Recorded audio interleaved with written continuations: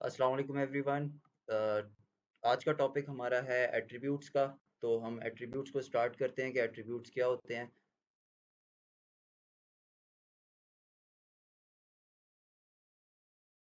Okay. Attributes, the characteristics of an entity are called attributes. किसी भी entity की characteristics जो होती हैं उनको हम लोग एट्रीब्यूट्स बोलते हैं। अब एट्रीब्यूट्स में हम एक एग्जांपल आपको देता हूँ कि हमने पीछे एग्जांपल्स में देखा था। एंटिटी हमारी थी, उसके अंदर स्कूल या स्टूडेंट, या फिर हम लोग एंटिटी ले लेते हैं एम्प्लॉय।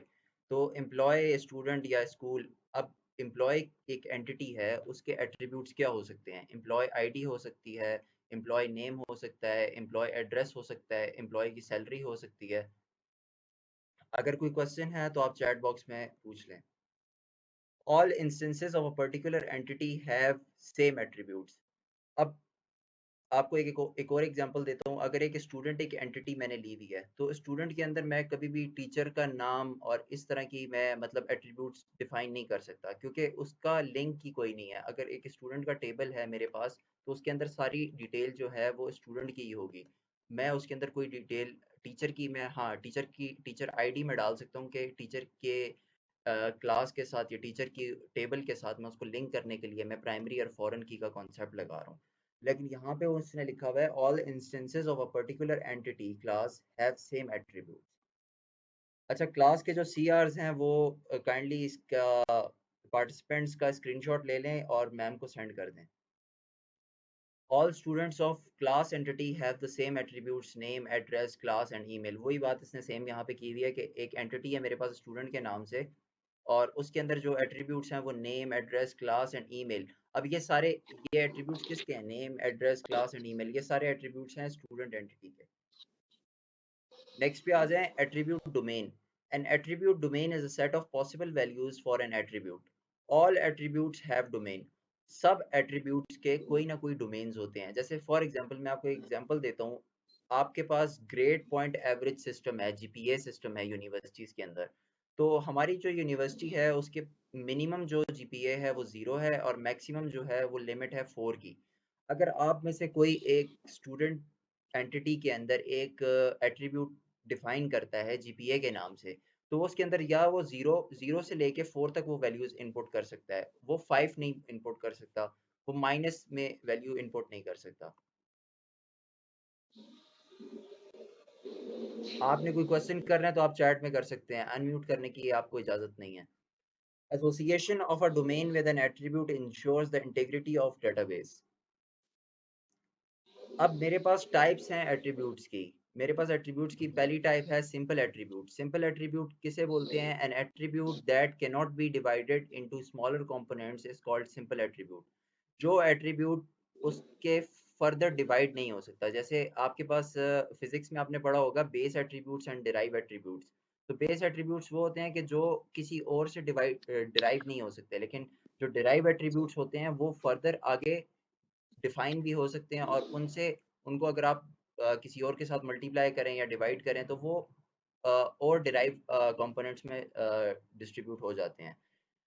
जो आपके सिंपल एट्रीब्यूट्स हैं उसको आप सिंपली एटॉमिक एट्रीब्यूट्स भी बोल सकते हैं। और इसकी एक एग्जांपल है मेरे पास कि person can only have one gender and one date of birth. यहाँ पे इसने एक एग्जांपल दी हुई है कि आपके पास सिंपल एट्रीब्यूट्स वो होते हैं कि जिनके आपको उनके आंसर्स का भी पता होता है। जैसे फॉर एग्जांपल एक पर्सन की एंटिटी है, पर्सन एंटिटी है इसलिए मैंने उसको रेक्टेंगल में इनक्लोज किया है। जबकि जेंडर जो है वो एक एट्रीब्यूट है, और जेंडर में आप लोगों को पता है कि हमारे पास तीन ही ऑप्शंस हैं, या मेल है या फीमेल है या अदर है।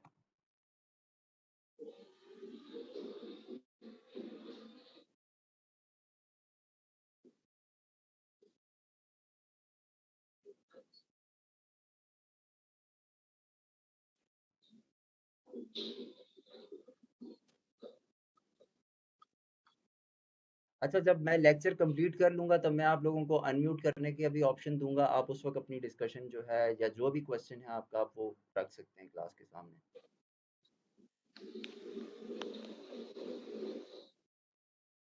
और ये हमजा नशत, आपका जो क्वेश्चन है इसका मैं आंसर अभी आपको करता हूँ। अभी मैं इम्प्लीमेंटेशन वाली साइड पे नहीं गया, अभी हम लोग सिंपल उसकी थियोरेटिकली हम लोग उसको कवर कर रहे हैं। जब वो कंप्लीट हो जाएगा फिर मैं आपकी इस चीज़ का आंसर आपको करूँगा। आप अपने क्वेश्चन जो हैं वो एंड के लिए बचा के रखें, आप सबको आंसर्स मिलेंगे इंशाल्लाह। नेक्स्ट हमारे पास है कॉम्पोजिट एट्रीब्यूट।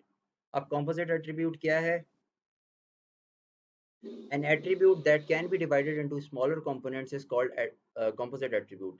एक ऐसा एट्रीब्यूट है जो कि फर्दर डिवाइड हो सकता है। ये डेराइव एट्रीब्यूट भी हम लोग इसको बोलते हैं। अब आपके पास सिंपल देखें, यहाँ पे आपके पास एम्प्लॉय जो है वो एक एंटिटी है और आपका एक एट्रीब्यूट जो कंपोजिट एट्रीब्यूट यहाँ पे है वो एड्रेस है। अब एड्रेस जो है वो कंपोजिट एट्रीब्यूट क्यों है? क्योंकि ये फर्दर डिवाइड हो रहा है 3 हिस्सों में। ये 3 से ज़्यादा भी डिवाइड हो सकता है। आपका एड्रेस जो होता है, एड्रेस डिफरेंट चीज़ों को कंबाइन करके बनता है। जैसे आपकी स्ट्रीट नंबर, आपका सिटी, आपकी कंट्री, इसके अलावा आपका पिन कोड होता है। मतलब डिफरेंट चीज़ें होती हैं जिससे आप इसको डिवाइड कर सकते हो, इसलिए ये कंपोजिट एट्रीब्यूट है। नेक्स्ट में आ जाए सिंगल वैल्यूड एट्रीब्यूट क्या होता है? An attribute that may contain single value is called single valued attribute. जिसके पास सिर्फ सिंपल एक ही वैल्यू कंसिस्ट होती है, उस एट्रीब्यूट के अंदर एक ही इंस्टेंस आ सकता है। इंस्टेंस क्या होता है? जो उसकी इंजर्शन होती है। अब मैंने यहाँ पे हम लोग इसकी एक एग्जांपल देख लेते हैं। लेट्स सपोज मेरे पास एक एंटिटी थी, मेरे पास एक एंटिटी थी पर्सन के नाम से, जिसको मैंने रेक्टेंगल के अंदर इनक्लोज किया हुआ था। उसके साथ एक एट्रीब्यूट था जेंडर के नाम से। अब जेंडर जो है वो मेल होगा या फीमेल होगा। एक और एग्जांपल ले लेते हैं कि एक पर्सन एक एंटिटी है और उसके अंदर एक एट्रीब्यूट है एज का। अब लेट सपोज मैं यहाँ पे किसी भी एक बंदे का नाम रैंडमली ले लेता हूँ। अब्दुल वहाब है। लेट सपोज अब्दुल वहाब की एज जो है वो 22 है। तो अब्दुल वहाब वहाब की एट द सेम टाइम उसकी एज 22 ही रहेगी। उसकी एज 2 नहीं हो सकती एट अ पर्टिकुलर टाइम। हाँ, अगर आज से 1 साल बाद देखा जाए तो उसकी एज 23 हो जाएगी, या अगर 5 साल पीछे देखा जाए तो उसकी एज कुछ और होगी, लेकिन एट अ पर्टिकुलर टाइम उसके पास एक ही वैल्यू एज के अंदर कंसिस्ट करेगी। इसी तरह मल्टी वैल्यूड एट्रीब्यूट को देख लें तो an attribute that may contain two और more values is called multi valued attribute. It is represented by double line oval. अब एक सिंपल एट्रीब्यूट जो होता है उसको हम लोग सिंगल ओवल की शेप के अंदर इनक्लोज करते हैं, जबकि हमारे पास जो मल्टी वैल्यूड एट्रीब्यूट है उसकी रिप्रेजेंटेशन ये होती है कि वो डबल लाइन ओवल के अंदर इनक्लोज होता है। A person can only have 2 और मोर कॉलेज डिग्रीज। यहाँ पे उसने एक एग्जांपल दी हुई है कि लेट सपोज मैंने अब्दुल वहाब का नाम लिया था एज के लिए। एक और नाम सेलेक्ट कर लेते हैं, अमान का नाम। लेट सपोज हम लोग अमान का नाम से सपोज कर लेते हैं कि एक पर्सन है अमान। तो मेरे पास एंटिटी क्या आ गई? पर्सन। अब उस पर्सन के पास पर्टिकुलर स्किल्स हो सकती हैं। तो स्किल्स जो हैं वो एक पर्सन के पास वन और मोर देन वन स्किल्स मौजूद हो सकती हैं। चलिए मैं छुट्टी दी हूँ ना, कुछ पता ही नहीं है यार।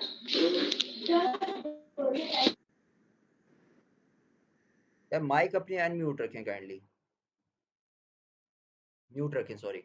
अच्छा, एक पर्सन है मेरे पास अमान, उसके पास जो स्किल सेट हैं वो उसके पास डिफरेंट हो सकते हैं। जैसे उसके उसके पास एक स्किल है एडोब फोटोशॉप की, उसके पास एक और स्किल है बातें बातें करने की, दूसरी स्किल है क्वेश्चंस करने की। तो ये डिफरेंट स्किल्स उसके पास हो सकती हैं, ठीक है।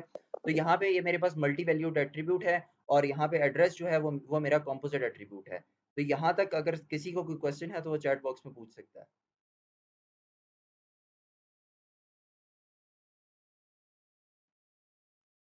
अगर मेरी आवाज़ किसी और को भी नहीं आ रही तो काइंडली एक से ज़्यादा अगर स्टूडेंट्स अगर उनको आवाज़ नहीं आ रही तो वो बताएं चैट बॉक्स में।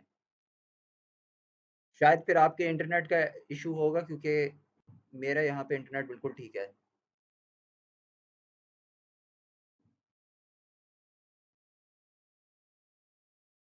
काइंडली बाकी कंफर्म कर दें कि उनको आवाज़ आ रही है या उनको आवाज़ में इशू है।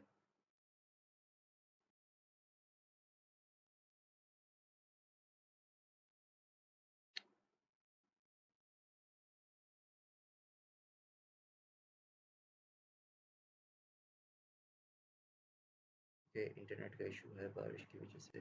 नहीं, मेरे इंटरनेट का इशू नहीं है। मैंने अपना वो वाईफाई डिवाइस के साथ कनेक्ट नहीं किया हुआ, मैंने अपना जोंग के साथ कनेक्ट किया हुआ है।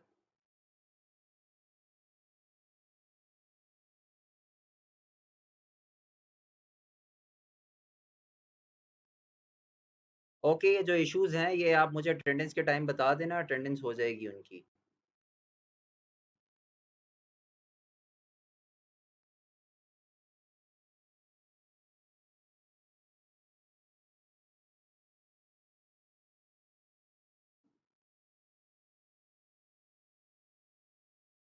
जी जी, लेक्चर अपलोड नहीं होगा आपके पास, यही जो मैं आपको क्लासरूम में अपलोड कर रहा हूँ और यहाँ पे मैं आपको बता रहा हूँ, और इसके अलावा मैं वीडियो भी अपलोड कर रहा हूँ, तो आप लेक्चर में यही चीज़ें की हैं।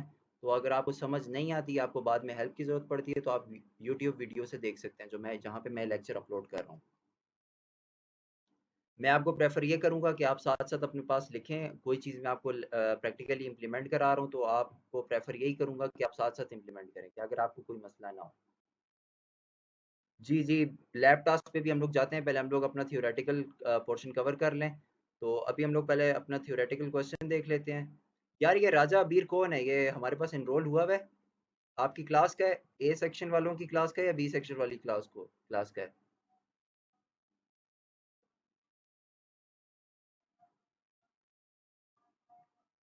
अगर ए सेक्शन के साथ है तो ए सेक्शन वालों में से कोई एक मैसेज कर दे कि जी हमारे साथ है। बी सेक्शन वालों में से है, बी में भी नहीं है, ए में भी नहीं है, तो फिर ये कहाँ से आया है?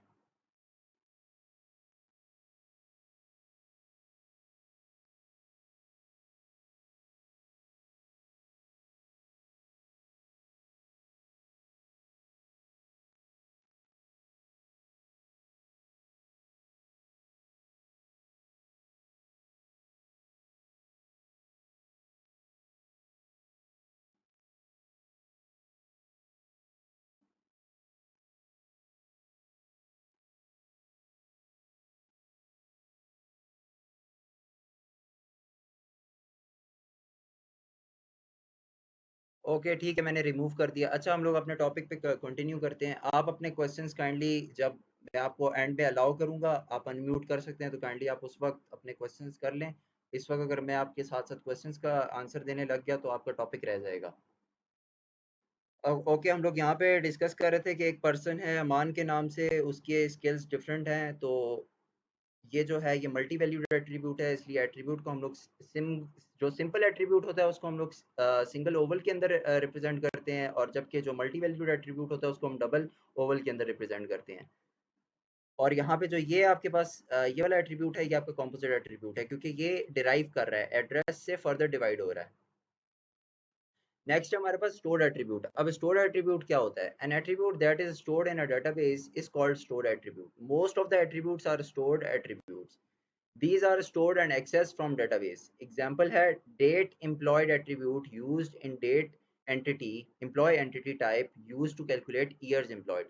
अब stored attribute का function क्या है, जरा गौर से आप सुने कि मैंने अपने एक टेबल के अंदर, एम्प्लॉय टेबल के अंदर डेट एम्प्लॉयड के नाम से एक एट्रीब्यूट बना दिया है। अब डेट एम्प्लॉयड का क्या मतलब है कि जिस दिन कोई भी एक पर्टिकुलर एम्प्लॉय जो है उसने एडमिशन लिया है या उसने रोल किया है, अपनी जॉब सर्विसेज देने के लिए अप्लाई किया और वो सिलेक्ट हो गया है डेट एम्प्लॉयड के हिसाब से। अब उस एट्रीब्यूट को यूज करके मैं उस एक पर्टिकुलर एम्प्लॉय की ईयर्स निकाल रहा हूँ कि उसने कितने ईयर्स तक। ओके, दोबारा स्टार्ट कर लेते हैं।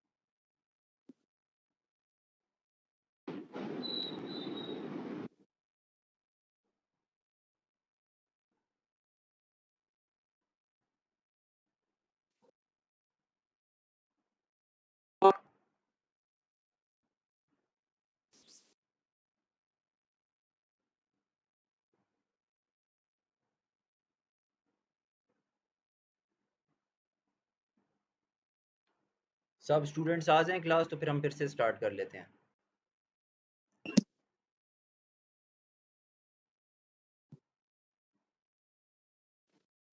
आप लोगों के जितने भी क्वेश्चंस हैं, एंड पे आप लोगों का क्यूरीज का टाइम होगा, तो आप काइंडली उस टाइम पे अपने क्वेश्चंस जो हैं अपने पास स्टोर करके रखें और बाद में मुझसे पूछ लेना।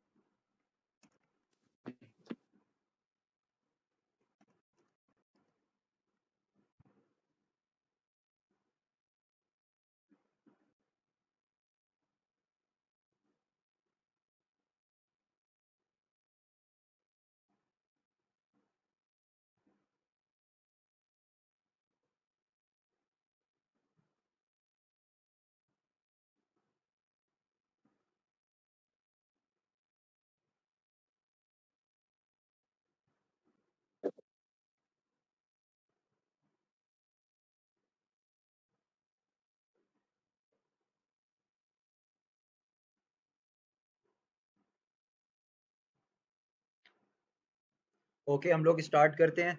अब जैसे जो स्टूडेंट्स आते रहेंगे उनको अलाउ कर देंगे। हम यहाँ पे इस एग्जांपल को डिस्कस कर रहे थे कि date employed attribute used in employee entity type used to calculate years employed.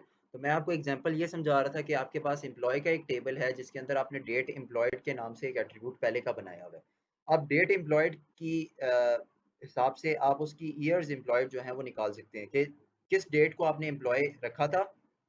उस डेट से आप लोग ये निकाल सकते हैं करंट डेट के हिसाब से कि उसके कितने साल हो गए हैं एम्प्लॉय एम्प्लॉय है वो किसी पर्टिकुलर कंपनी में।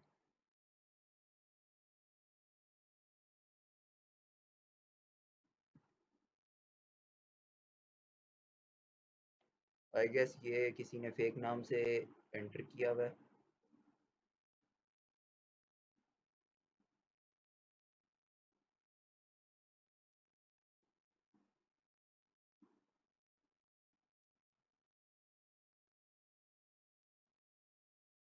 ओके, सही है। नेक्स्ट पे आ जाए डिराइव एट्रीब्यूट। अब डिराइव एट्रीब्यूट क्या होता है? An attribute that is stored not in a database but derive from another value is called derive attribute. The other value can be stored in a database और obtained in some other way। अब derive attribute की example हम लोग देख लेते हैं। Roll number, name and date of birth of a student can be stored in database. The age of a student can be derive from date of birth. अब मेरे पास यहाँ पे दो दो एट्रीब्यूट्स हैं, जिस एक एट्रीब्यूट की मदद से मैं एज जो है वो निकाल सकता हूँ। तो एज यहाँ पे डिराइव एट्रीब्यूट है। अब एज डिराइव एट्रीब्यूट किस तरह है? एज डिराइव एट्रीब्यूट इस तरह है कि अगर आपके पास किसी पर्टिकुलर स्टूडेंट की या किसी पर्टिकुलर पर्सन की आपके पास डेट ऑफ बर्थ का एट्रीब्यूट मौजूद है या डेट ऑफ बर्थ मौजूद है, तो आप करंट टाइम के हिसाब से उसकी एज जो है वो निकाल सकते हैं। इसलिए डिराइव एट्रीब्यूट जो है वो हम लोग डॉटेड ओवल की फॉर्म के अंदर लिखते हैं। अगर आपको जब भी डॉटेड ओवल नजर आए, आपको ये कंफर्म हो जाना चाहिए कि ये डिराइव एट्रीब्यूट है। नेक्स्ट आ जाते हैं हम लोग आइडेंटिफायर्स के ऊपर। आइडेंटिफायर्स एट्रीब्यूट एक डिफरेंट टॉपिक है, ये भी टाइप ऑफ एट्रीब्यूट है। इसको आप देख लें, an attribute that identifies an entity instance among other instances in entity class is called identifier attribute.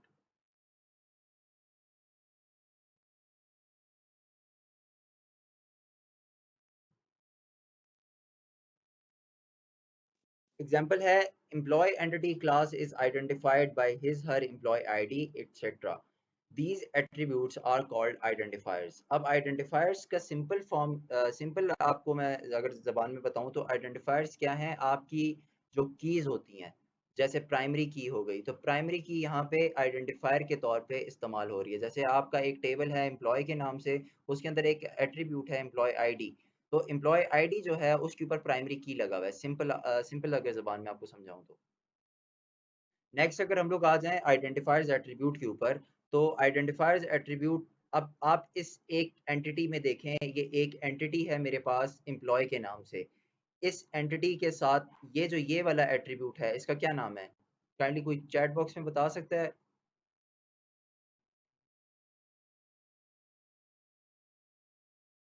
Anyone?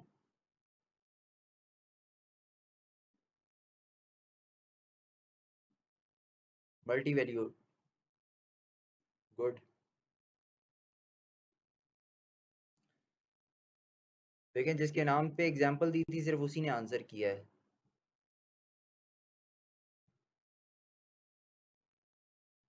Okay, ये जो है हमारे पास, ये हमारे पास आ गया है as a identifier employee ID, और यहाँ पे जो ये है हमारे पास, ये हमारे पास है कॉम्पोजिट, क्योंकि ये फर्दर डिवाइड हो रहा है।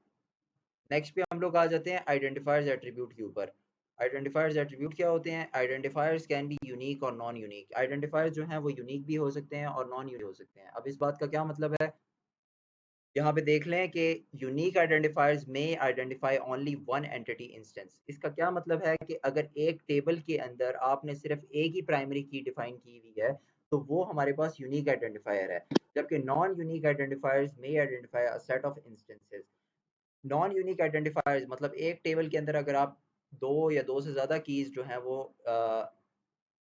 डिफाइन करते हो, तो वो नॉन यूनिक आइडेंटिफायर बन जाता है। Example, employee ID is unique identifier because it identifies a single employee, क्योंकि ये आइडेंटिफाई कर रहा है एक सिंपल एम्प्लॉय को एम्प्लॉय आईडी के एट्रीब्यूट के थ्रू। But department is not unique identifier because it identifies all employee who work in a particular department. Next पे आ जाएं, हम टाइप ऑफ आइडेंटिफायर्स की बात करते हैं। सबसे पहली टाइप है आइडेंटिफायर की सिंपल आइडेंटिफायर। सिंपल आइडेंटिफायर मैंने अभी आपको थोड़ी देर पहले बताई है कि identifier that consist of one attribute is called simple identifier. एक ऐसे आइडेंटिफायर जो सिर्फ एक एट्रीब्यूट के ऊपर कंसिस्ट करते हैं, उसको हम लोग सिंपल आइडेंटिफायर बोलते हैं। जैसे एक टेबल है, एक एंटिटी टाइप है मेरे पास स्टूडेंट, और स्टूडेंट आईडी उसके अंदर एक सिंपल आइडेंटिफायर के तौर पे यूज हुआ है क्योंकि उसके ऊपर प्राइमरी की लगी हुई है। नेक्स्ट पे चले जाते हैं, कॉम्पोजिट आइडेंटिफायर क्या होता है? Identifier that consist of composite attribute is called simple identifier.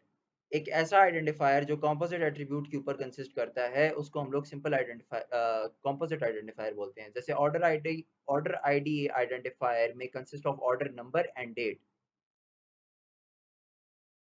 अब यहाँ पे ऑर्डर आईडी जो है वो एज अ आइडेंटिफायर यूज हुआ है।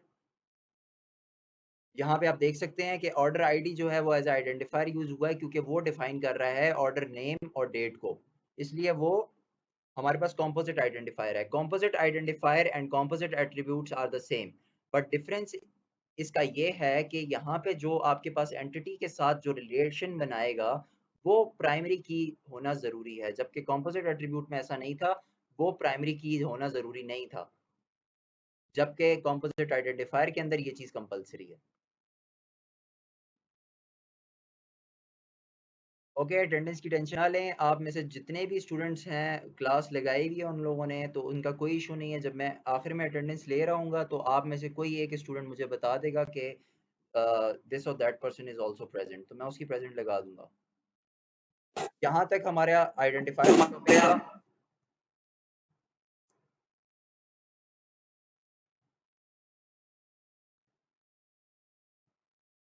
जी, मुझे अगर यहाँ पे रिक्वेस्ट आती है तो मैं फ़ौरन अलाउ कर रहा हूँ उसको। अब्दुल्ला नेम से मेरे पास अभी तक कोई रिक्वेस्ट नहीं आई अब्दुल्ला नेम से। जैसे आएगी मैं एक्सेप्ट कर दूंगा। ओके, यहाँ तक मैंने CS4A वालों को क्लास में बताया था। हमारा अभी नेक्स्ट जो टॉपिक है वो है रिलेशनशिप्स के ऊपर। तो अब मैं आप लोगों को रिलेशनशिप्स के ऊपर जाने से पहले मैं आप लोगों को असाइनमेंट नंबर 6 बता देता हूँ, जिसकी आपके पास आज असाइन डेट है और 3 दिन के बाद आपके पास 3 दिन का टाइम है इस असाइनमेंट को करने के लिए। असाइनमेंट के क्वेश्चंस आप काइंडली देख लें। Briefly describe the entity relationship model, define the all components of ERD with example. अब यहाँ पे मैंने आपको ऑल कंपोनेंट्स का बोला हुआ है क्योंकि आज रिलेशनशिप्स हो जाएगा तो रिलेशनशिप भी एक कंपोनेंट है। हमारे पास ERD के अंदर 3 कंपोनेंट्स है, एक एंटिटी है, एक एट्रीब्यूट है and third one is relationship, जो कि हम लोग अभी थोड़ी देर में पढ़ लेंगे। उसके बाद सेकंड क्वेश्चन में आप लोगों को बोलता है कि आपने डिफरेंशिएट करना है entity set and entity instance की।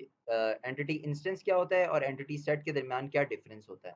अगर किसी को पिछले प्रीवियस टॉपिक किसी ने नहीं लिए हुए तो सबके साथ मैंने रिकॉर्डिंग जो है वो शेयर की हुई है, लिंक भी आपके क्लासरूम में है। अगर आपने ये टॉपिक समझने हैं या जाके देखने हैं तो आप लोग वीडियोस के लिंक के साथ देख सकते हैं। नेक्स्ट है हमारे पास वीक एंटिटी टाइप क्या होती है और स्ट्रॉन्ग एंटिटी टाइप क्या होती है।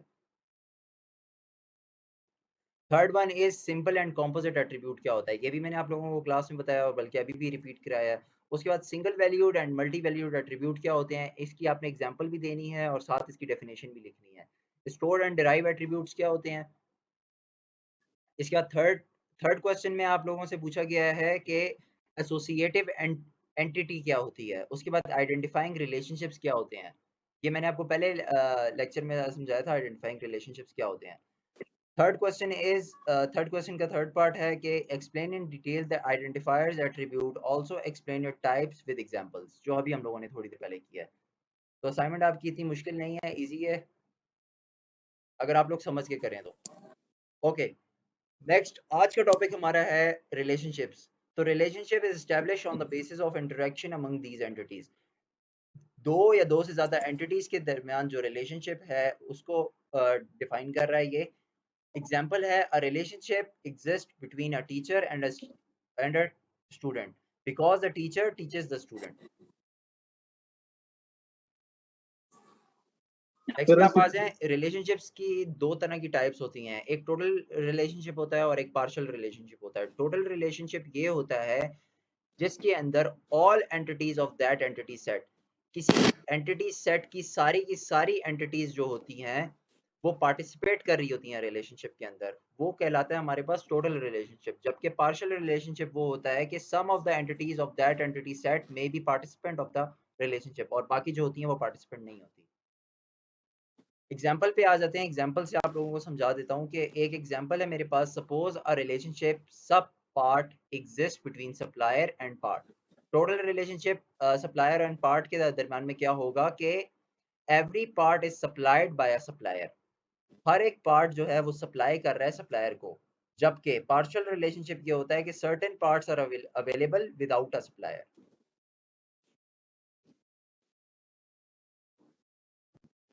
टोटली योर चॉइस, आप हार्ड में करना चाहते हैं तो आप हार्ड में कर लें, सॉफ्ट फॉर्म में करना चाहते हैं तो सॉफ्ट फॉर्म में कर लें, लेकिन आपने पोस्ट जो है वो क्लासरूम के ऊपर करनी है। मैं आज उसको अपलोड कर दूंगा, क्लासरूम के ऊपर स्ट्रीम डाल दूंगा। नेक्स्ट है हमारे पास degree of relationship. Degree of relationship भी मैंने आप लोगों को पहले लेक्चर में भी बताया था, अभी फिर रिपीट कर देता हूँ। अ रिलेशनशिप में consist of many entities, a number of entity in a relationship is called degree of relationship. कि कितनी एंटिटीज आप लोग यूज कर रहे हो रिलेशनशिप के दरमियान, वो आपकी डिग्री ऑफ रिलेशनशिप कहलाती है। The relationship of degree two are most common and are also called binary relationships. आप लोग अभी तक जितने भी आप लोगों ने रिलेशनशिप्स पढ़े हैं वो उनके ऊपर डिग्री टू लगी हुई है। टू डिग्री इसलिए लगी हुई है क्योंकि दो एंटिटीज के दरमियान वो रिलेशनशिप बना रहा है। हमने अभी तक कोई भी ऐसा रिलेशनशिप नहीं पढ़ा कि जिसके अंदर दो से ज्यादा एंटिटीज का रिलेशनशिप बना रहा हो, और इसलिए डिग्री 2 रिलेशनशिप्स को हम लोग बोलते हैं बाइनरी रिलेशनशिप्स। मैंने आप लोगों को CS 4A वालों के साथ ये चीज़ डिस्कस की भी है। आप 4B वालों को भी ये बता देता हूँ कि आप लोगों का गूगल फॉर्म्स पे क्विज होगा इस फ्राइडे को या फिर नेक्स्ट मंडे को। आपके साथ गूगल फॉर्म्स पे पूरा क्विज शेयर किया जाएगा, जिसमें आप लोगों को पर्टिकुलर टाइम दिया होगा 12 to 15 मिनट्स। उसके अंदर मल्टीपल चॉइस क्वेश्चंस होंगे, आप सिर्फ क्विज एक ही बार अटेम्प्ट कर सकते हो, और उस क्विज में बाहर से कुछ भी नहीं आएगा। जो मैं आपको यहाँ पे पहले लेक्चर से लेके अभी तक मैंने आपको जो पढ़ाया है, इसी में से वो MCQs आपके आएंगे। उसमें MCQ ये भी आ सकता है कि the relationship of degree 2 are most common and are also called binary relationship, ternary relationship, इस तरह के क्वेश्चंस आपके पास आ सकते हैं। नेक्स्ट है मेरे पास यूनरी रिलेशनशिप्स क्या होते हैं। अब ये आपके डिफरेंट टाइप ऑफ रिलेशनशिप्स हैं विद रिस्पेक्ट टू डिग्री। अब unary relationship is a type of relationship that is establish between the instance of same entity type. ये सेम एंटिटी टाइप के ऊपर एग्जिस्ट करता है। This is also called as recursive relationship. अब अगर मैं आपसे पूछता हूँ कि बाइनरी रिलेशनशिप का दूसरा नाम क्या है, तो आप सिंपल मुझे क्या आंसर करोगे? अगर मैं आपसे पूछता हूँ कि बाइनरी रिलेशनशिप का दूसरा नाम क्या है, तो आप बोलोगे डिग्री 2 रिलेशनशिप्स।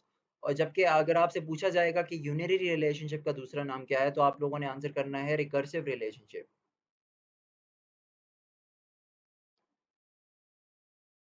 ओके, नेक्स्ट पे आ जाते हैं। यूनरी रिलेशनशिप की एग्जांपल दी हुई है यहाँ पे।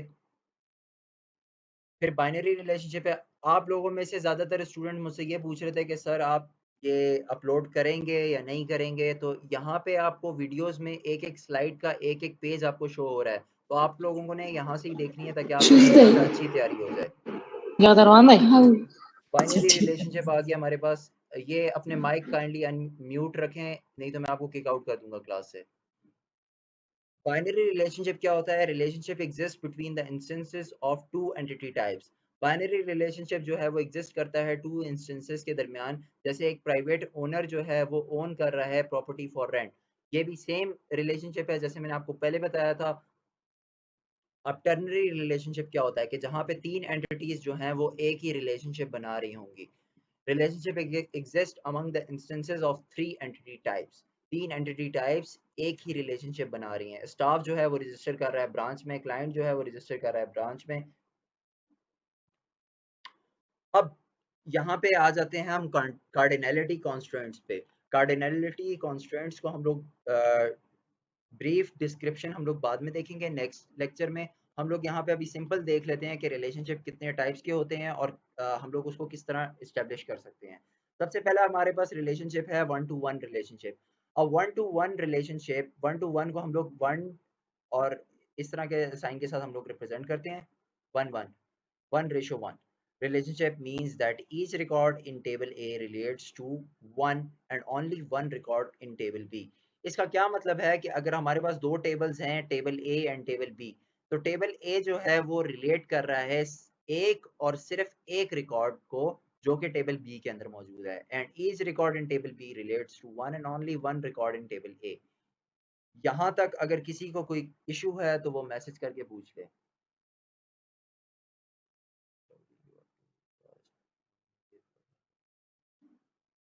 देखिए मैं मेरी जो स्पीड है वो बिल्कुल नॉर्मल है, शायद इंटरनेट का कोई इशू है, इसलिए मैं साथ रिकॉर्डिंग भी कर रहा हूँ। तो रिकॉर्डिंग जब मैं अपलोड कर दूंगा तो काइंडली आप रिकॉर्डिंग में देख लेना।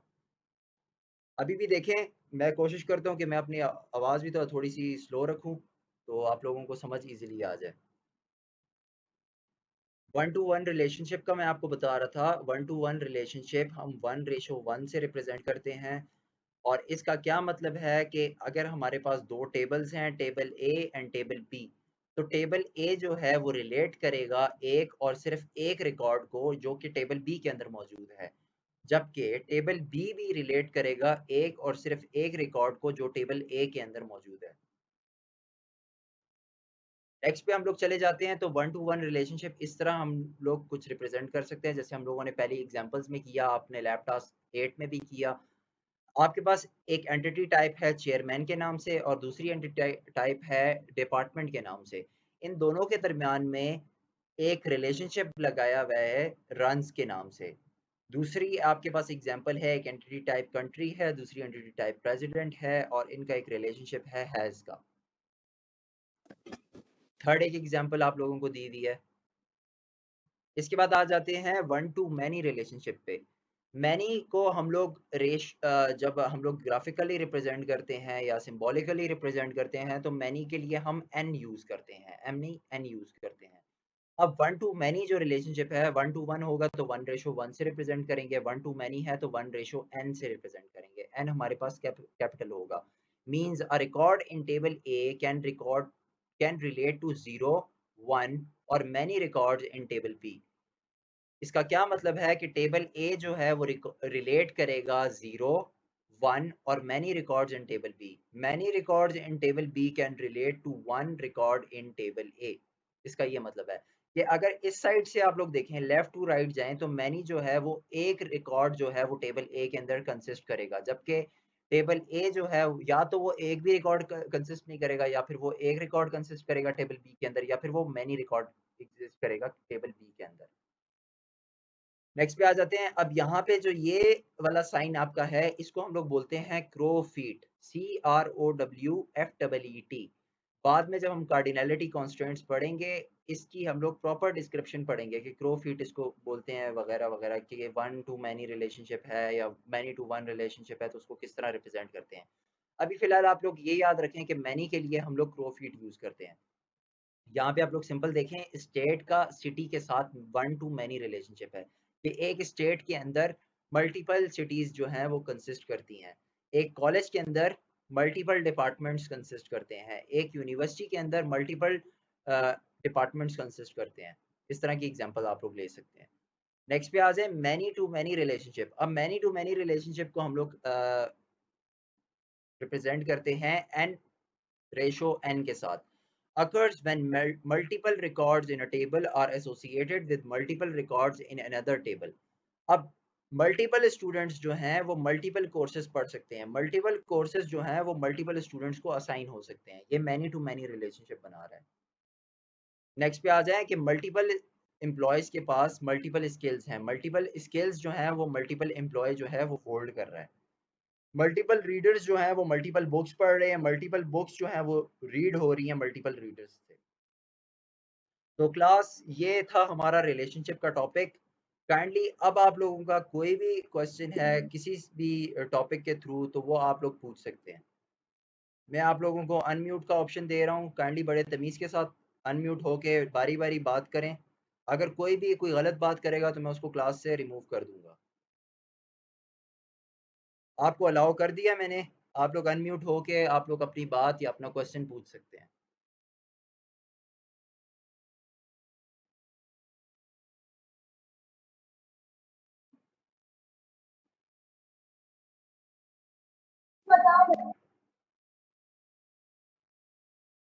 जी एनीवन?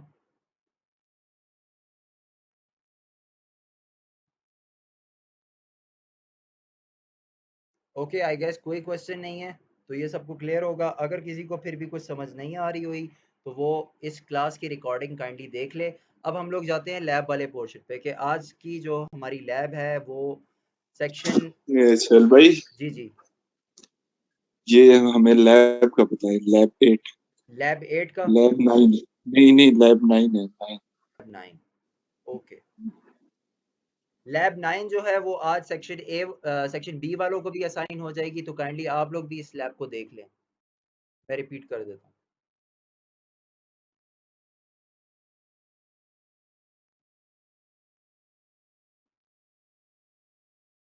अगर किसी को आज के टॉपिक की समझ नहीं आई तो वो पूछ सकता है।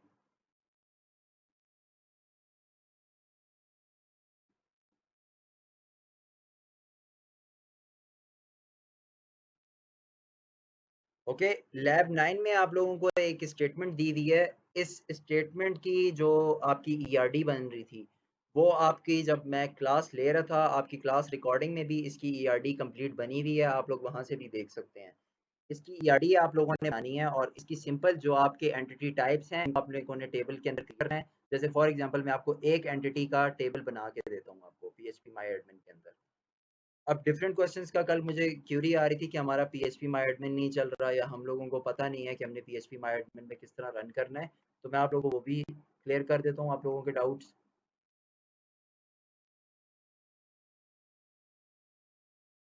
ओके, तो यहाँ पे देखें आपने PHP माई एडमिन को रन करने के लिए सबसे पहले अपना XAMPP या AMP सर्वर ओपन करना है। XAMPP सर्वर ओपन करने के बाद आप अपाचे को स्टार्ट कर दें और MySQL को स्टार्ट कर दें। ये करने के बाद आपने अपाचे के एडमिन पे जाना है। आप अपाचे के एडमिन जैसे करेंगे आपका ब्राउज़र खुल जाएगा। सेल भाई ERD साथ खोले ना। ERD आप पिछली क्लास वाले में से देखेंगे, मैं आपको ERD अभी नहीं दिखा सकता, आप प्रीवियस क्लास था। ओके, यहाँ पे हम लोग न्यू पे चले जाते हैं और मैं एक डेटाबेस क्रिएट कर देता हूँ आप लोगों के लिए। लेट्स सपोज मैं करता हूँ test2 के नाम से एक क्रिएट कर देता हूँ सेल आप भाई लोगों वो के लिए। ERD क्लियर नहीं थी ना। कौन सी ERD क्लियर नहीं थी? आपको मैंने जो लैब टास्क के अंदर दी हुई है वो वही ERD है जो मैंने क्लास में डिस्कस की थी, और इसका जो ERD प्रॉपर बनी हुई थी वो भी क्लास में मैंने बताई थी आपको। आप रिकॉर्डिंग खोल के देखिए, आपको मिल जाए।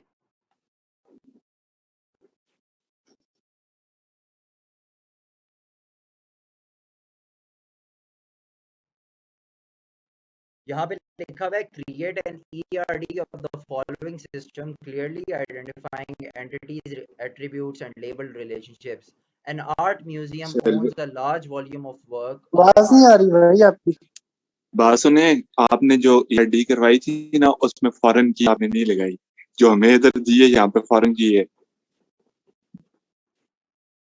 अच्छा, आप लोगों को फॉरेन की हुआ था, मैं वो भी क्लियर कर देता हूँ। लेट सपोज मैं यहाँ पे कोई भी टेबल बना देता हूँ टेस्ट के नाम से, और इसके अंदर दो एट्रीब्यूट्स डाल देता हूँ। मैं आपको फॉरेन की लगाना भी सिखा रहा हूँ, ठीक है? आप काइंडली इसको गौर से देखें।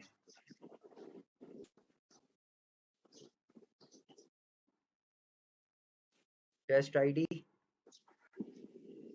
Test name.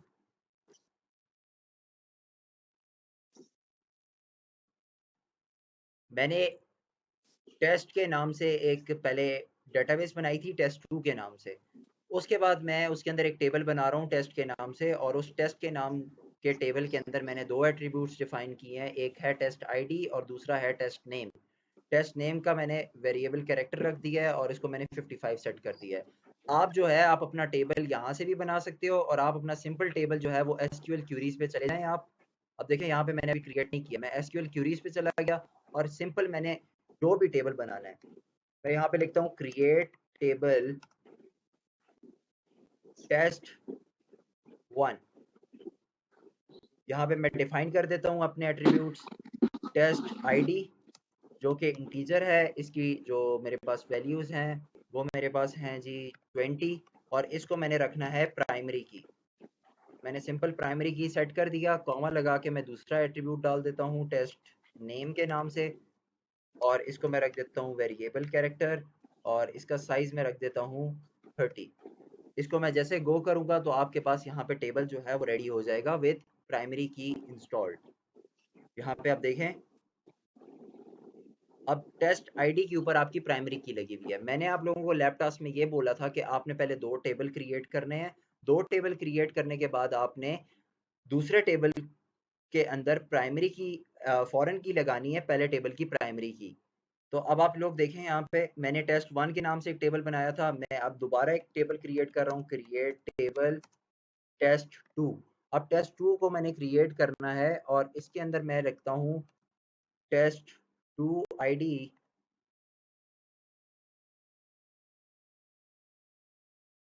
टेस्ट2 ID, और यहाँ पे टेस्ट2 ID जो है वो प्राइमरी की है। नेक्स्ट एट्रीब्यूट है मेरे पास टेस्ट2 नेम, ये वेरिएबल कैरेक्टर है। स्क्रीन सबको विजिबल है? और थर्ड एट्रीब्यूट मैं यहाँ पे नॉर्मल एट्रीब्यूट रखूंगा, क्योंकि मैंने पहले टेबल का प्राइमरी की यहाँ पे as a foreign key use करना है, इसलिए उस एट्रीब्यूट को मैं यहाँ पे as a normal attribute define करूंगा। तो वो नॉर्मल एट्रीब्यूट क्या था? Test ID। टेस्ट ID था ना, इंटीजर, एंड उसको मैंने मेरे ख्याल से 20 रखा था। इसको मैं सिंपली रन कर देता हूँ। या इसको रन करने से पहले मैं यहाँ पे एक और लाइन लिख देता हूँ कि ऑल्टर टेबल एड फॉरेन की मैंने किसके ऊपर ऐड करनी है, टेस्ट 2 के सोहेल भाई एक मैं मैसेज आपको करता हूँ वो देखें। टेस्ट आईडी के ऊपर। जी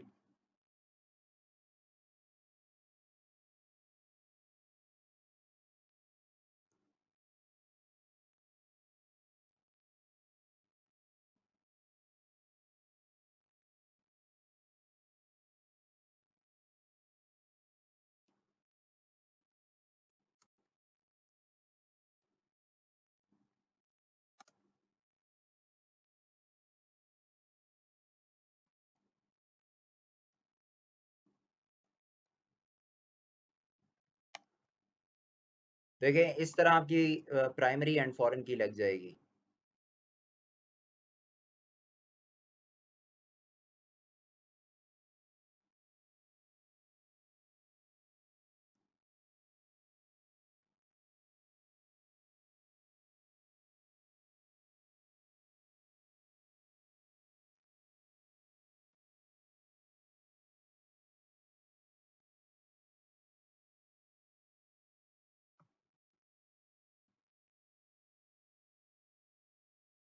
टेस्ट आईडी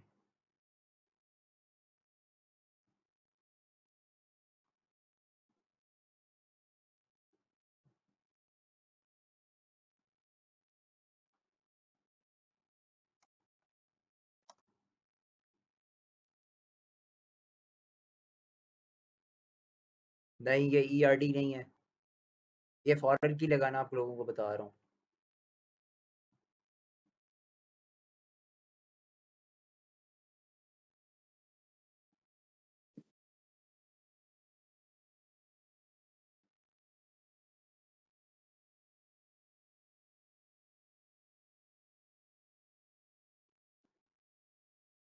जी बिल्कुल यही ईआरडी है। इसी ईआरडी के अकॉर्डिंग आप लोगों ने अपने टेबल्स क्रिएट करने हैं, मैंने आप लोगों को बताया था। बाकी फॉरेन की लगाना आप लोगों को मैं भी बता रहा हूँ, आप ये देख लें काइंडली। मैं एक टेबल न्यू क्रिएट कर रहा हूँ एम्प्लॉय के नाम से, और इसके अंदर मैं डिफाइन कर देता हूँ एम्प्लॉय आईडी। सोहेल भाई अब मेरी पूरी बात आपको समझ आई है? वो जो मैसेज मैंने आइटम कोड ये तो डॉटेड लाइन वाला है, इसका क्या करना है? जो डॉटेड लाइन वाला है उधर भी आप प्राइमरी की लगा दें। कौन सी ईआरडी ब्लर है? आप अपनी वीडियो क्वालिटी जो है वो इंक्रीज करें तो आप लोगों को नजर आ जाएगी। 720 पिक्सल पे है वो।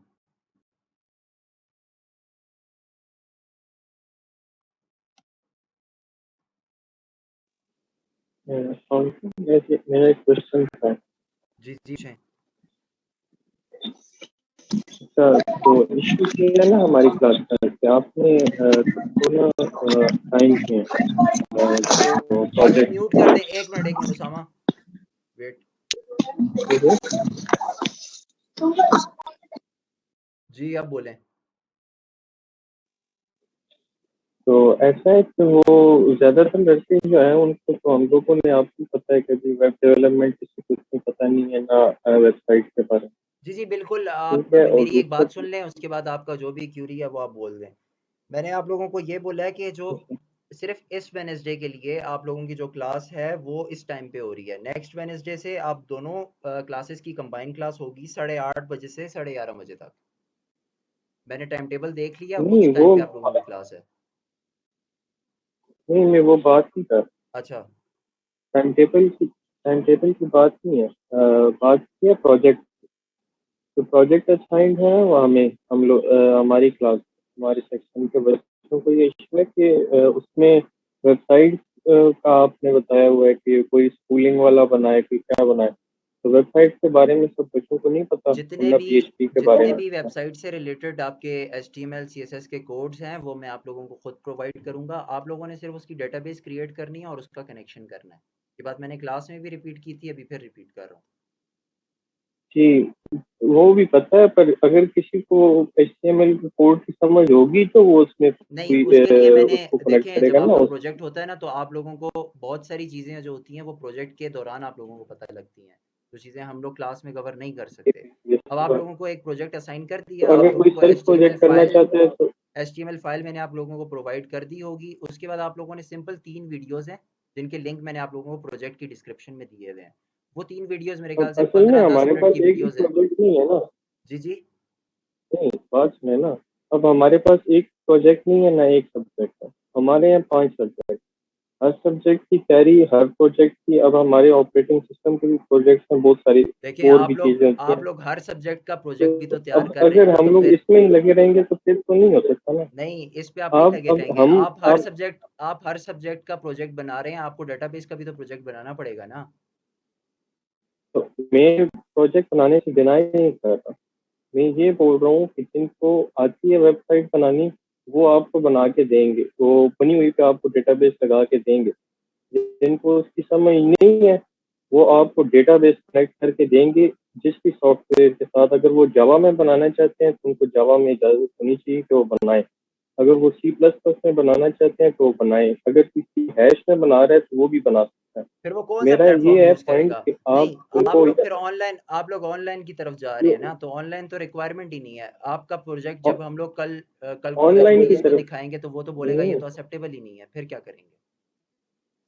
ऑनलाइन की तरफ फ्रंट एंड तो मैं फिर जा रहा हूँ डेटाबेस की कि भी रिक्वायरमेंट नहीं है। हमने तो सिर्फ बैक एंड पढ़ी है तो डेटाबेस, तो इस तरह तो फ्रंट एंड भी रिक्वायरमेंट एक नहीं है। Minute front end requirement Nasir, नहीं है, इसलिए नासिर, काइंडली एक एक करके बोलें। फ्रंट एंड रिक्वायरमेंट नहीं है, इसलिए मैं आप लोगों को HTML files and CSS files दे रहा हूँ खुद, नहीं तो मैं आपको प्रोवाइड ही ना करता। हमारे पास फ्रंट एंड हमारे पास फ्रंट एंड पहले के बने हुए पड़े हैं।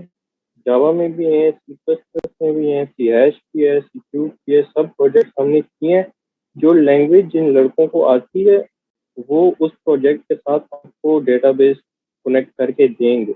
कौन सी डेटाबेस मेरा ये कनेक्ट करेंगे पॉइंट है ब्रो? कि मुझे आप हर आंसर बंदे करें, की कौन सी डेटाबेस? ये पीएचपी माई एडमिन की एसक्यूएल बात वर्क कर रहे बेंच हैं? करेंगे ना, जाहिर सी बात है।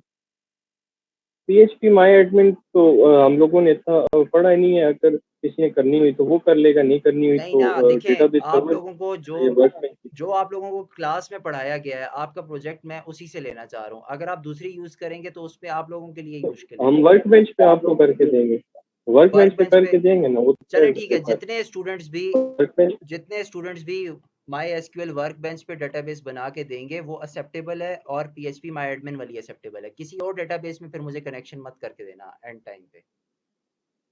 सिंपल यही बात थी कि अगर कोई डेटाबेस बना रहा है तो आपने हमें पढ़ाया है कि माई एसक्यूएल कमांड क्लाइंट और वो ठीक तो है। क्या बोलते हैं, नहीं, वर्क बेंच। मैं आपकी ठीक बात समझ है, गया ऐसी हूँ। बात है। अगर आप लोगों ने पीएचपी माई एडमिन पे या माई एसक्यूएल वर्क बेंच पे आप लोगों ने डेटाबेस बनाई है और उसको कनेक्ट किया है, तो आप लोगों को मार्क्स मिलेंगे। जी, बस ये मेरा पॉइंट था। और दूसरी बात ये कि हमारी अभी 4:30 तक क्लास है। क्योंकि हाँ, मैंने सुबह मैम से बात की थी कि आपके ये सेंड करने से पहले, टाइमिंग सेंड करने से पहले, हमें हमारी टीचर ने कल मीटिंग की टाइमिंग सेंड की थी कि वो 4:30 टू हमारी क्लास लेंगी मैम 6 बजे तक।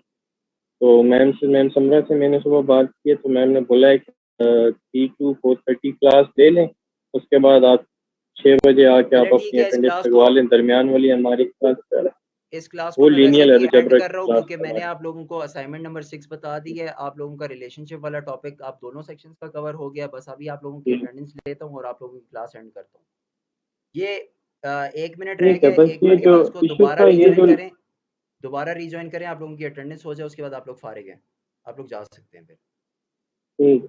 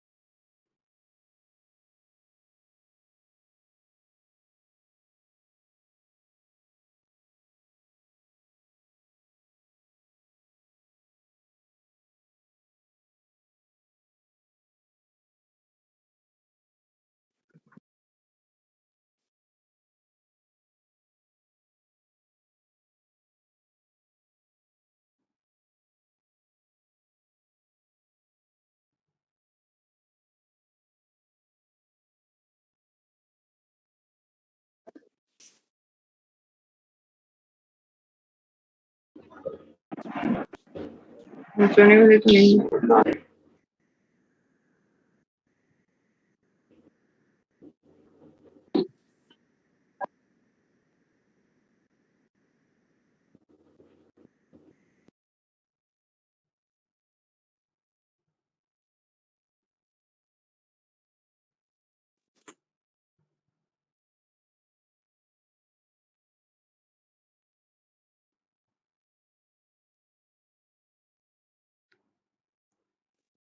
ये मिस्टर एरर के नाम से जिसने भी ज्वाइन किया है, ये अपना अनम्यूट करके अपना क्लास, सेक्शन और अपना रोल नंबर बताएं काइंडली। वही बता रहा हूँ क्या नाम है, BS 4th है ये सेक्शन है, अनस हबीब 10041। ओके ओके ठीक है। वो थोड़ा मेरा जीमेल का इशू था, उससे कोई इशू कनेक्ट हो गया।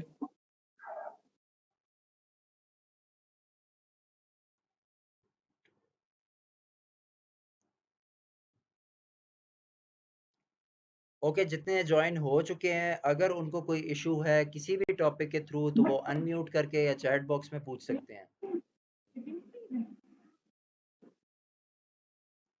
अगर किसी का कोई भी इशू है किसी भी टॉपिक से रिलेटेड तो वो पूछ सकता है। सर मेरी अटेंडेंस लगा देना 190। जी जी, मैं अटेंडेंस अभी थोड़ी देर तक लगा रहा हूँ, आप सिर्फ 2 मिनट वेट करें। एक्सक्यूज मी भाई,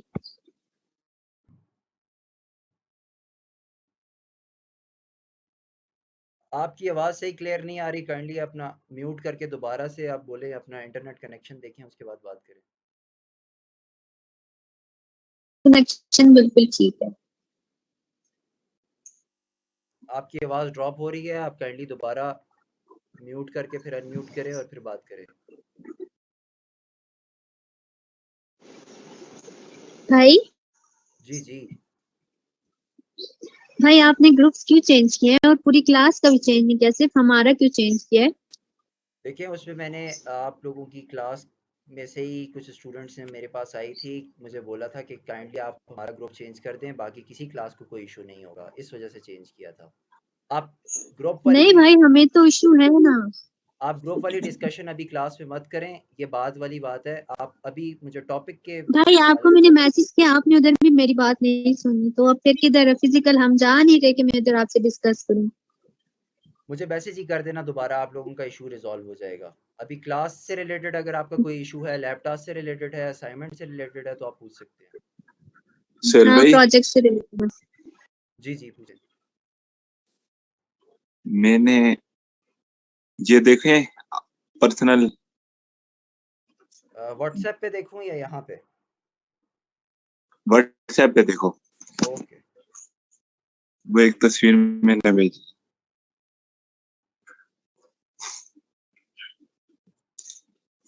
जी। अब यहाँ पे मैं आपको एक चीज़ बता दूं, आपने जो ये आर्ट म्यूजियम के साथ जो बाकी सारी फॉरेन कीज लगाई है ना, वो बिल्कुल ठीक है, लेकिन अब आपने क्या करना है, आपने जो ये शोज के नाम से जो टेबल है, फिर आइटम लोड डेट के नाम से है, आपने इसकी जो प्राइमरी की है ना वो हर टेबल के अंदर एज अ फॉरेन की लगानी है। आई होप सो अब आपको समझ आ गई होगी कि आपने क्या करना है। देखिए, आपने सिंपल एक जो टेबल है आर्ट म्यूजियम को, उसको आपने एज अ फॉरेन की लगाया है सबके साथ। अब आपने हर एक टेबल की जो प्राइमरी की है वो हर दूसरे टेबल के अंदर एज अ फॉरेन की लगानी है, तब आपका रिलेशनशिप स्ट्रांग बनेगा।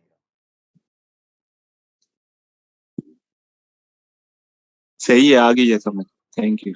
ओके, अब आप लोगों की पहले ए सेक्शन वालों की। अब्दुल नासिर, प्रेजेंट। अब्दुल वहाब 10028। वो भी प्रेजेंट है, प्रेजेंट है, प्रेजेंट है। ठीक है यार, आप मुझे बताते रहो। चैट में 10027। प्रेजेंट है। 10029 अब्दुल्ला। प्रेजेंट। एतजाज खान 8361। 1001 ये एमन जाहिद। अली सरीर। अमान जी प्रेजेंट है। जी, Anab Gul. Present. Present. Anas Habib. Present. Ansar. Faizan Shah. Present. Faizan Shah. Hamza Nashad. Hassam Haider. Present है हम सब। हसाम, ओके ठीक है। इशरत मजीद, लाइबा जदून, प्रेजेंट थी, ये प्रेजेंट थी, इन्होंने दोबारा भी Present. नहीं ज्वाइन किया, पहले वाली क्लास में okay. Present. Mahnoor Nawaz, Maryam Saleem, present है ये भी। मोमल इजाज, मोमल इजाज, मोहम्मद बिलाल, मुकद्दस यूनस, निमरा, निमरा, कुरतुलैन अली, भाई मुकद्दस भी प्रेजेंट थे, उनका नेट का इशू है। प्रेजेंट है। ओके ठीक है। कुरतुलैन अली प्रेजेंट है। प्रेजेंट। कुरतुलैन सिद्दीक, प्रेजेंट। सबा, ये सबा, भी प्रेजेंट है। सामिया, सामिया, प्रेजेंट है। संदल, प्रेजेंट है। प्रेजेंट है। शिजा, ये भी प्रेजेंट है। Usman, present. Altaf, Zain, Shahbaz, Zainab Rahman, Zainab Rahman present. present हो? ओके जी प्रेजेंट हूँ।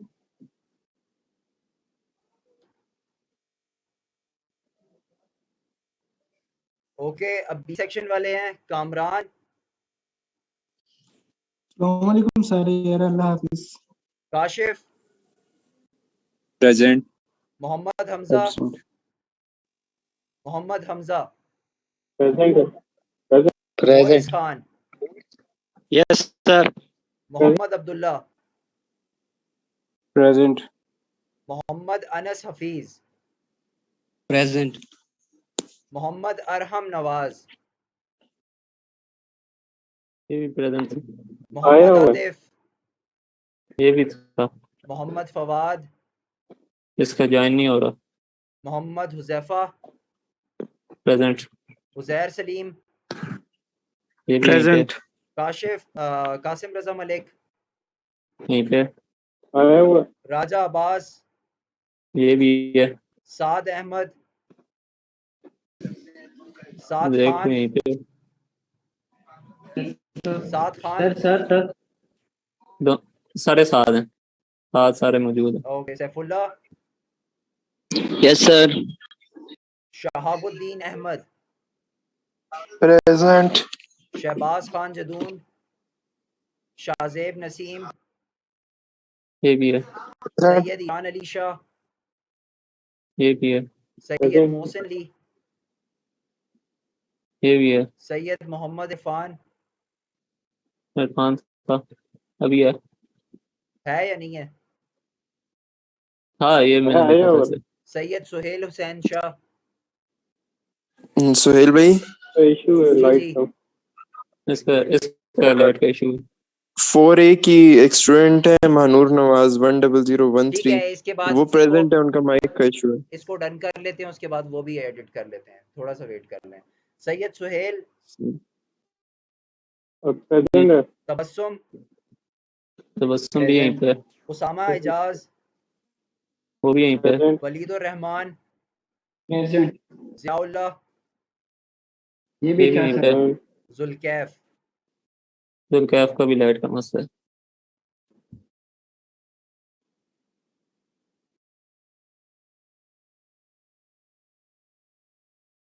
ये हम जा सकते हैं अब? लेकिन आपकी टास्क 8 की मेरे ख्याल से आज लास्ट डेट है, और लैब टास्क 9 की आज आप लोगों का अपलोड हो जाएगा। लैब टास्क 9 आप लोगों ने वो भी करना है, उसकी भी सिंपल ईआरडी आप लोगों ने बनानी है। अगर आप लोगों को ईआरडी नहीं समझ आ रही कि किस तरह बनानी है, तो ईआरडी बनी हुई मैं आपके साथ लेक्चर का लिंक शेयर कर दूंगा, आप वहां से वो वीडियोस देख लेना। अच्छा एक बात है, ये लैब टास्क 8 जो है ना, आपने इसका क्वेश्चन नहीं अपलोड किया कोई भी? लैब टास्क 8 का मैंने आप लोगों को क्लास में ईच एंड एवरीथिंग एक्सप्लेन किया हुआ है। नहीं, क्वेश्चन नहीं अपलोड हुआ हुआ लैब टास्क 8 का क्वेश्चन नहीं अपलोड हुआ हुआ। जी। सबसे ऊपर चाहे तो नीचे भी लिख सकते हैं, बट जनरली जब सेक्शन डॉक्यूमेंट बी। लिखा जाता है हाँ ये होगा कि ऊपर लिखे सबसे ऊपर, तो पता चल जाए कि इस डॉक्यूमेंट में सारी चीजें सिर्फ। तो इसके लिए हम फॉन्ट फैमिली करेंगे और इसकी वैल्यू को सेट कर देंगे।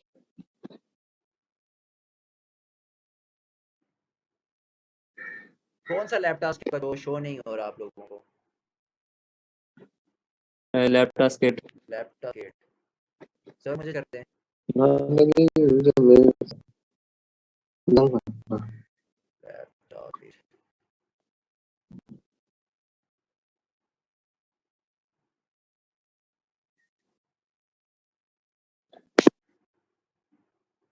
ये शो हुआ है आप लोगों को? ये आप लोगों को शो नहीं हो रहा अपने ये क्लासरूम के यहाँ पे अंदर? क्लासरूम में नहीं शो हो रहा। आप सबर, मैं यहाँ पे आप लोगों का क्लासरूम में खुद चेक कर लेता हूँ एक बार।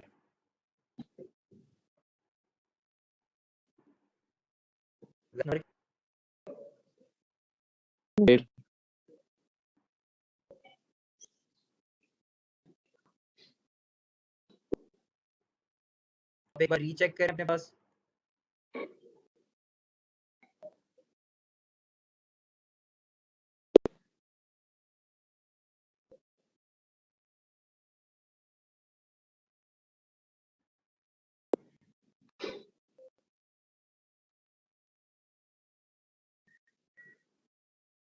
बिल्कुल, थैंक यू।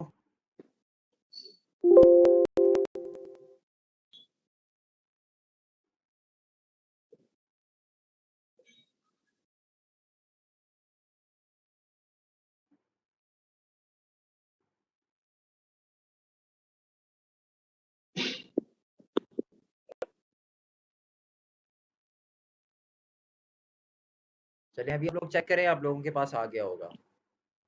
और लैपटॉप 9 के लिए मैं लिंक शेयर करूंगा आपके साथ, वहाँ पे आपको लैपटॉप 9 एक्सप्लेन किया हुआ है। कंडी आप लोगों ने लैप 9 भी कर देना है। महनूर नवाज, ठीक है, इसका मैं लगा देता हूँ अभी।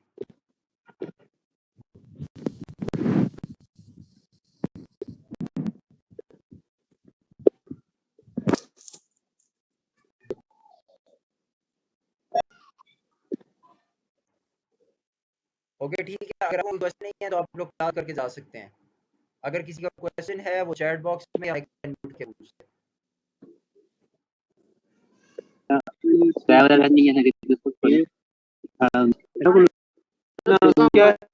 कमरान प्रेजेंट है, फेल भाई, कमरान रियासत।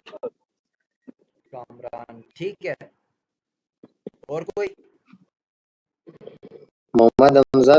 ओके सही है।